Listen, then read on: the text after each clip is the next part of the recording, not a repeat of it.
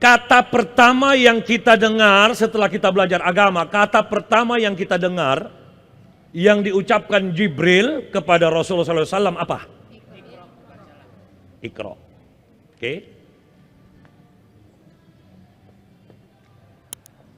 Apa artinya Iqra? Itu terjemahannya. Apa maknanya Iqra? Nah, ya, akhirnya kita berantem di situ. Begini, ini mohon maaf ya, hari ini yang berlaku adalah tafsir saya. Kalau salah jangan dipakai, kalau benar ambil. Kenapa harus tafsir saya? Karena saya yang disuruh bicara. Itu saja, bukan karena saya pinter. Tapi kalau cocok ambil. Menurut penafsiran saya, Iqra itu tidak tepat digantikan menjadi kata baca untuk Indonesia. Karena orang Indonesia mendengar kata baca itu adalah aktivitas berkenaan dengan huruf. Ya, Ustadz baca, Ustadz cari apa? Mana Om bagus yang mau dibaca? Ya enggak? Sebenarnya baca yang dimaksud pada kata Iqra itu bukan baca yang kita maksud. Akhirnya kita ambil Al-Quran, baca. Sekarang saya tanya, kita orang apa? Orang Indonesia. Al-Quran bahasa apa? Disitulah besar pahalanya. Kenapa besar pahalanya? Karena kita baca tidak mudeng. Kita baca nggak ngerti. Orang Arab saja baca belum tentu ngerti. Apalagi kita ini orang Betawi. Apa sih maksudnya? Kagak paham gua. Kan begitu. Makanya orang Arab saja masih membutuhkan ilmu yang namanya tafsir.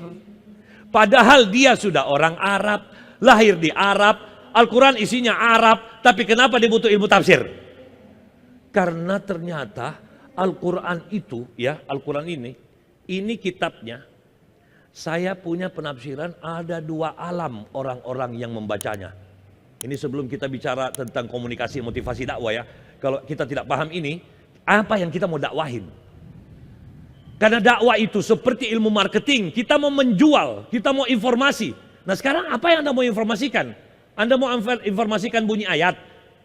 Umat bilang apa? Sama mas, Ustadz, sama Al-Quran kita sama, tidak usah dibacain. Gue juga sama, di rumah juga Al-Baqarahnya sama, Al-Imrannya sama.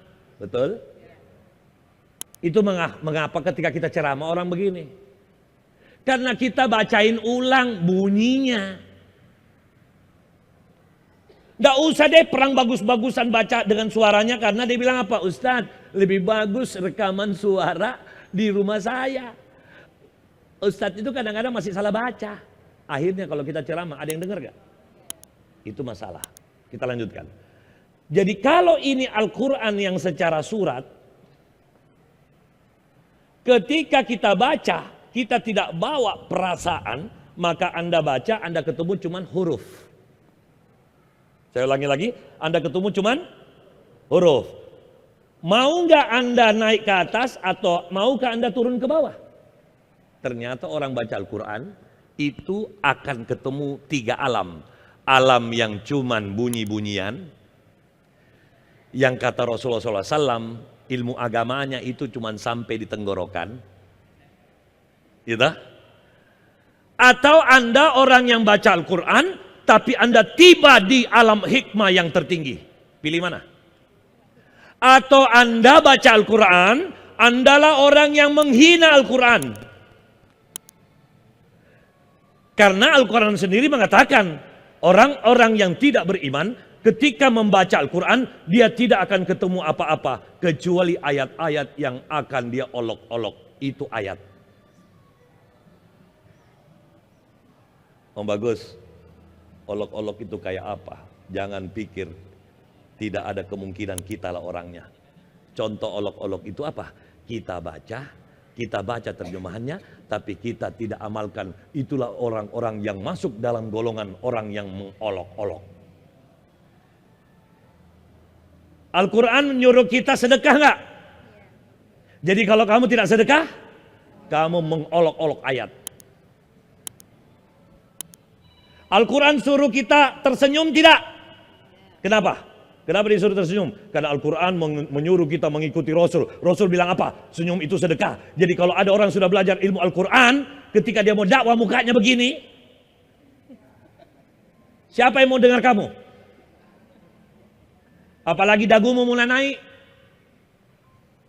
Sudah kuliah di PDU, sombong. Melihat orang, ngeremehin. Ternyata kitalah orang yang gak bisa tembus ke surga. Masih lebih baik itu orang yang tidak belajar Al-Quran. Itu masih lebih baik dia. Tapi dia sombong.